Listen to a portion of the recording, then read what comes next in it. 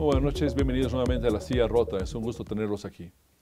Tenemos un invitado especial y de mucha coyuntura en este momento, el senador David Penchina del PRI, presidente de la comisión que discutió, que controló, que supervisó el debate para la reforma energética. Senador, muy bienvenido. Buenas noches, Roberto. Qué gusto saludarte a ti y a todo tu auditorio. Ningún partido político, Roberto, porque fue un mandato de la ciudadanía, puede sacar sus iniciativas por sí solos. Tiene que abordar a la construcción de acuerdos. El Estado mexicano lo que diseña para la exploración y explotación de los hidrocarburos, si bien es la participación del sector privado, crea una nueva figura para fortalecer principalmente en el sector a CFE, Comisión Federal de Electricidad, y a Petróleos Mexicanos, Pemex, creando una nueva figura administrativa para volverlas fuertes, ágiles, frente al reto que van a enfrentar al competir con particulares, que es el concepto de la empresa pública productiva, que le apuesta a la productividad de las empresas, a la competencia, le da autosuficiencia presupuestal, le da libertad de contratación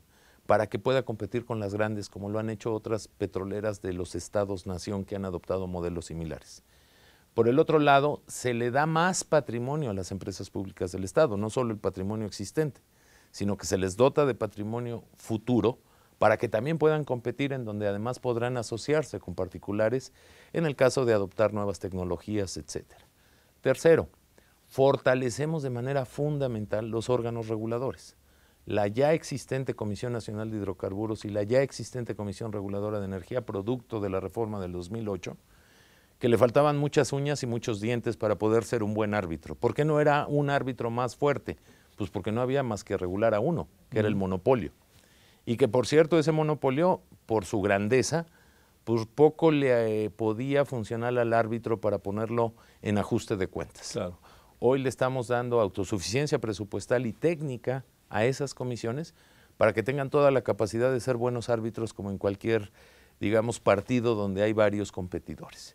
Y por el otro lado se crean instancias nuevas como la reguladora del gas o el tema de la distribución, de la transmisión y distribución de electricidad, para que también haya quien regula diferentes procesos de hidrocarburos a partir de pasar de un monopolio a un sector en competencia. Y yo lo primero que te diría es que la reforma energética mexicana es mexicana, no es igual a ninguna otra, pero sí toma los casos de éxito de los diferentes componentes de la reforma, como el caso noruego. Si tú me preguntaras a cuál se parece, pues se parece mucho a la noruega, se parece mucho a la brasileña y se parece mucho a la colombiana, pero tiene su componente porque somos un país que es único como cualquier nación. Tenemos salida al Golfo, al Atlántico, colindamos con 3,000 kilómetros con el monstruito de Estados Unidos, tenemos salida al Cono Sur, somos socios de APEC, etcétera. Y tenemos un valor energético como pocos países en el mundo. México no solo es rico en petróleo, es rico en gas, no solo asociado a petróleo. Sabemos que tenemos shale gas, tenemos gas natural, tenemos gas de carbón, tenemos un gran potencial eólico, tenemos un gran potencial acuífero marítimo de generación de electricidad a partir de esas fuerzas naturales. Tenemos mucho sol, somos de los países más alumbrados a nivel mundial, con ciclos estables de alumbramiento. Y en ese sentido, lo más orgulloso de lo que me siento es que fue una reforma.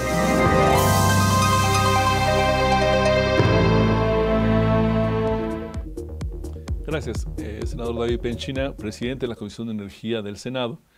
Le tocó a usted coordinar los esfuerzos, las discusiones, los debates, a pesar de que fueron, por supuesto, en ambas cámaras y en varias comisiones, pero fue, digamos, su comisión el centro de actividades.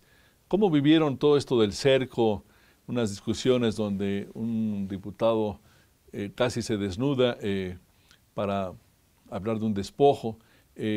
¿Cómo fue el día a día y la negociación que finalmente acabó concretándose en una aprobación por parte de PRI y PAN, pero desde mi punto de vista con un PRD que fue reacio a participar, pero que tampoco desbordó, digamos, los canales normales, ¿no?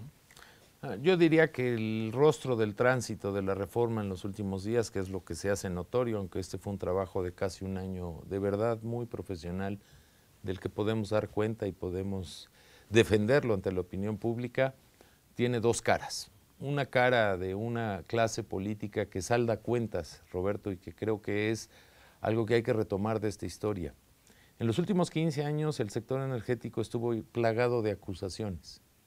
de rencores del pasado y de una falta de visión de la clase política que creo que se expresó en una gran mediocridad, y asumo mi responsabilidad de lo que a nosotros nos toca. Creo que en 15 años nos la pasamos reclamándonos cosas donde el interés de las descalificaciones personales pudo más que la realidad de un sector que tenía que ser cambiado. Y en eso yo reconozco al PAN, al Verde, al PANAL y al PRI, que tuvimos la altura de miras de poder definirnos, hacer una reforma constitucional de la envergadura y del calado que hicimos, que va a transformar este país y que en sí misma se constituye como el cambio más profundo económico y social, y creo que hasta político, de los últimos 60 años. Y por el otro lado, una izquierda que siempre se negó al cambio constitucional, que a mi juicio guarda algo que sí es triste, que es descubrir que en 80 años la posición de un debate energético sigue siendo la misma de hace 80 años, cuando somos un país totalmente distinto. Solo por poner un ejemplo, somos 100 millones de habitantes más que hace 80 años, que éramos apenas 20, de una población eminentemente rural y urbana. Pero el discurso del nacionalismo petrolero fue un discurso construido desde el PRI. Sí, fue construido desde el PRI hace 30 años. Izquierda, sí, pero hace 30 años. También el PRI se nutrió mucho de esa visión. Totalmente, nada más que hay que superarlo. Y sí, yo creo que los tiempos cambian. Yo creo que la gente de hoy lo que quiere es vivir mejor, quiere una mayor estabilidad económica. Hace 30 años no había democracia. Y por eso dije, en mis palabras hay un dejo y una claridad de autocrítica. Y creo que la clase política sí logra dar un salto.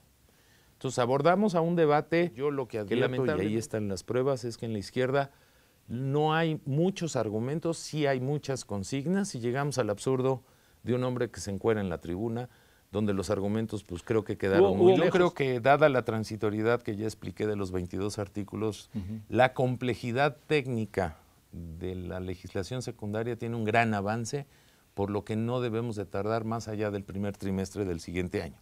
Pero creo que estamos obligados a algo en la transitoriedad y en la reforma secundaria.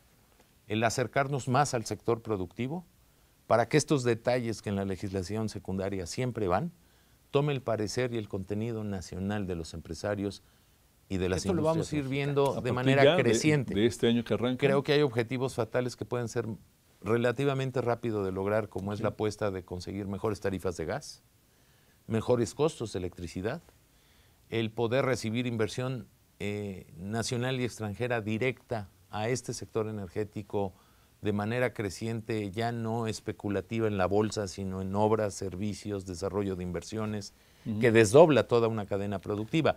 Hay que considerar algo, el sector energético es el más profundo sector transversal de la economía, porque sin energía no se hace nada.